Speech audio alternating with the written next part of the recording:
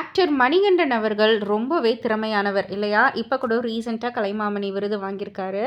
And இவருடைய ஆக்டிங்காக இருக்கட்டும், இல்லை ரைட்டிங்காக இருக்கட்டும், இல்லை டப்பிங் திறமையாக இருக்கட்டும், எல்லாருமே ரொம்பவே புகழ்ந்து தள்ளுற ஒரு நடிகர் அப்படின்னே வந்து சொல்லலாம். இவருக்கு ரீசெண்டாக வந்து அவர் சொன்ன ஒரு விஷயம், இவருக்கு ஒரு படத்தை ரீமேக் பண்ணணும் அப்படின்றது வந்து ஆசையாம். அதாவது 2013ஆம் ஆண்டில் வெளியான பிரிட்டிஷ் அமெரிக்கன் த்ரில்லர் படமான லாக்கி ரீமேக் செய்யணும் அப்படின்ற மாதிரி ஆசை இருக்குது அப்படின்ற மாதிரி வந்து சொல்லியிருக்காங்க. மொத்தமே அந்த படம் வந்து 1 மணி நேரம் 25 நிமிடங்கள் ஓடக்கூடிய படம் தான்.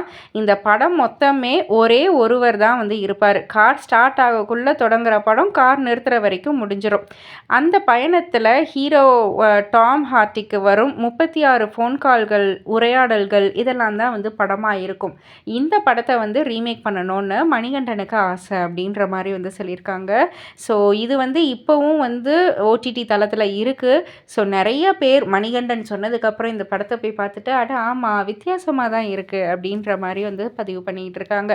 இதை பற்றி நீங்கள் என்ன நினைக்கிறீங்க? உங்களுடைய கருத்து என்ன அப்படின்றத கீழே உள்ள கமெண்ட் பாக்ஸில் குறிப்பிட்டு சொல்லுங்கள். அண்ட் மறக்காமல் சினிவேர்ல்ட் சேனலை சப்ஸ்கிரைப் பண்ணி பக்கத்தில் உள்ள பெல் ஐக்கானை கிளிக் பண்ணிவிடுங்க.